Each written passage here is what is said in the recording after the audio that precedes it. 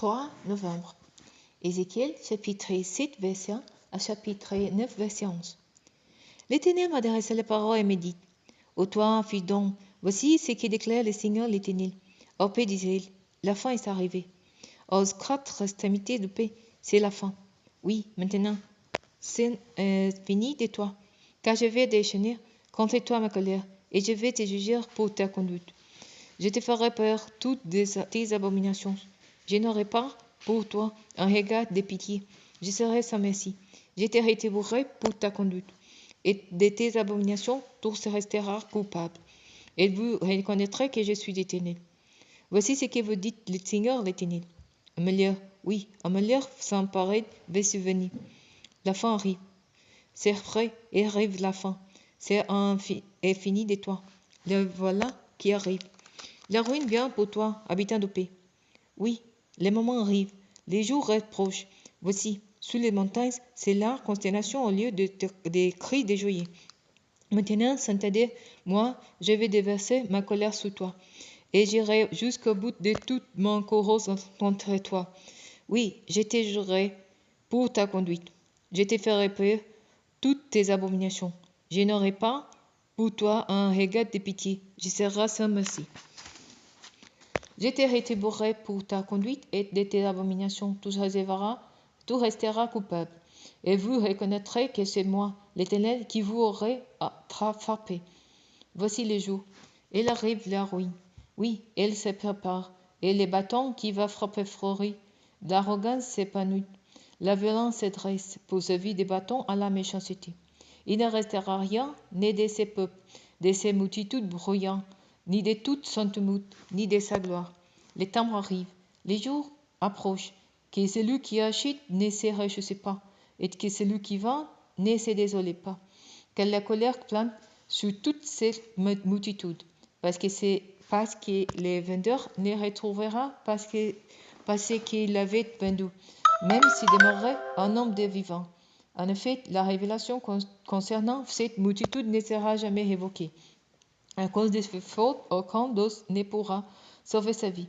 Un sonnera du cœur, et l'un se tiendra prêt, mais aucun n'ira combattre, car ma colère plane sur toute cette multitude. Au dehors de la ville, c'est l'épée qui sévit. Au dedans, c'est la peste et la famine. Celui qui est au champ paiera par l'épée, et celui qui est dans la ville, la peste et la famine les feront succomber. Si quelqu'un rescapé parvient à s'échapper, il se fera vers les montagnes, toutes comme les colombes des vallées. Et ils gémiront tous, chacun pour son péché. Les mains prendront sa force, et leurs genoux flagelleront. Ils porteront des habits d'étoiles de ça, et la frayeur les saisira. L'un se lira sur chacun des visages. Toutes les aides seront rasées. Ils jetteront leur argent dans les roues, et considéreront l'or comme sous lait. Car ni l'argent, ni l'or ne pourront les sauver au jour de la colère de l'Éternel, ni apaiser leur faim. Ils ne satisferont aucun de leurs désirs, car c'est l'argent et l'or qui les ont fait tomber dans le péché. On y met leur orgueil dans leurs parures magnifiques, et ils s'en sont servis pour fabriquer des idoles abominables et exécrables. C'est pourquoi tout cela, je les rendrai souillés pour eux. Je les livrerai à des étrangers pour qu'ils les pilent, comme boutin en méchant de la terre, qui viendront souiller tout cela. Je détournerai de ma face, et l'on profanera les lieux que je chéris. Les brigands y pénétreront et les profaneront. Fabriquez-vous des champs, car les crimes font loin d'un épée, et la ville est remplie de violence. Je mènerai ici les pires des peuples payants, afin qu'ils prennent possession de leurs maisons. J'abattrai le guide des puissants. Leurs sanctuaires seront profanés. Voici, la ruine vient. Ils chercheront la paix sans pouvoir la trouver. Désastre sous désastre viendront les submerger. Il y aura un afflux incessant de mauvaises nouvelles. Ils solliciteront en vain quelques révélations de la part du prophète, et la foi fera des fautes aux prêtres, et les responsables du peuple seront dépourvus des conseils.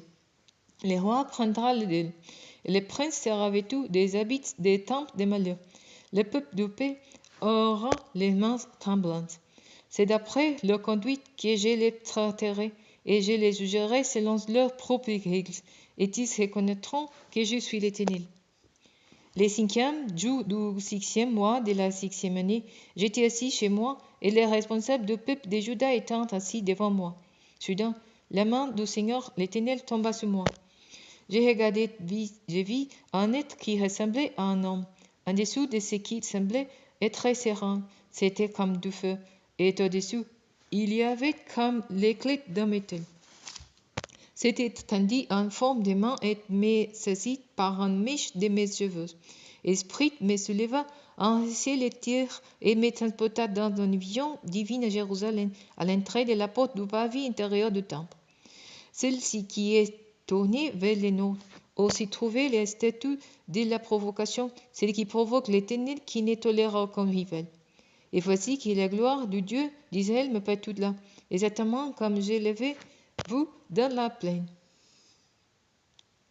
Et il me dit, fis donc, lève les yeux du côté du nord.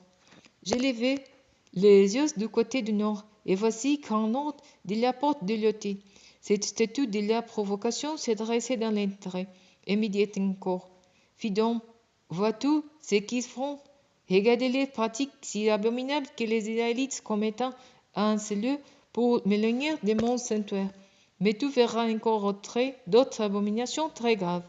Puis il me conduisit à l'entrée du pavé, et j'ai vu qu'il y avait un trou dans les murs.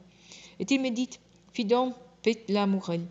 Je l'ai percé en ouverture apparue, et me dit, entre et regarde les horreurs abominables qu'ils commettent ici.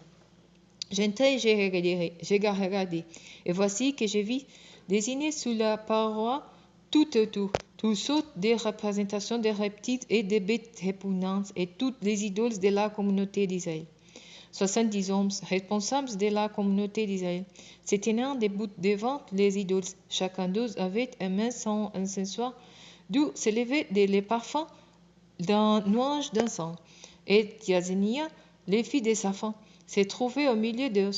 Le Seigneur me demanda, as-tu vu, fille d'homme, ce que les responsables du peuple d'Israël font en cachette, chacun dans l'obscurité, chacun dans la chambre de son idole? Tali se dit ça. L'Éternel ne joue pas. L'Éternel a quitté l'épée. Et il ajouta, tu vas voir qu'ils commettent encore d'autres abominations aussi graves.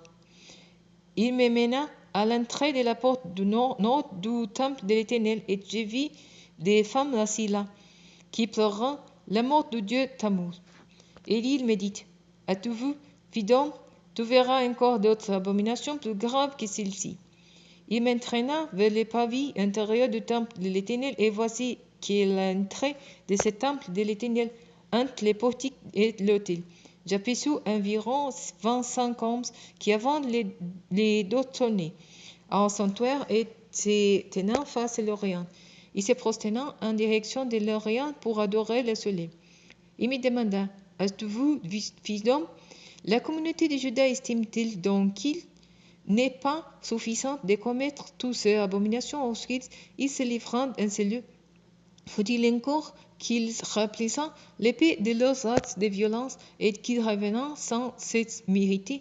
Regardez, les voilà qui élèvent leur amour jusqu'au nez. À mon tour d'agir avec colère, je n'aurai pas un regard de pitié et je serai sans merci. Ils auront beau crier à toute vers moi, je ne les écouterai pas. Puis je l'entendis crier d'une voix forte, approchez, inspecteurs de la ville, que chacun prenne son instrument de destruction en main. J'ai vu 6 individus dépêcher du chemin de la porte supérieure qui fait face au nord, chacun tenait en main son instrument de destruction. Au milieu de ces ténèbres, un individu vêtu de lin et portant un écritoire à la ceinture. Il verra se placer à côté de l'autel de bronze. Alors la gloire de Dieu d'Israël s'éleva au-dessus du chérubin sur lequel il reposait et se dirigea vers les cils du temple. L'Éternel appela l'individu vêtu de lin qui portait l'écritoire à sa ceinture, et il lui dit, pour ce milieu de la ville de Jérusalem marque d'une croix sur les fronts les hommes qui gémissant et se plaignant à cause de toutes les pratiques abominables qui se commettent dans ces villes. Puis je l'entendis dire aux autres, passez dans la ville derrière lui frapper sans regard de pitié. Soyez sans merci. Tuez les vilains, les jeunes gens, les jeunes filles, les enfants, les femmes, jusqu'à ce que tout soit terminé. Mais ne touchez pas à ceux qui portent sur le front la marque d'une croix. Vous commencerez par mon sanctuaire.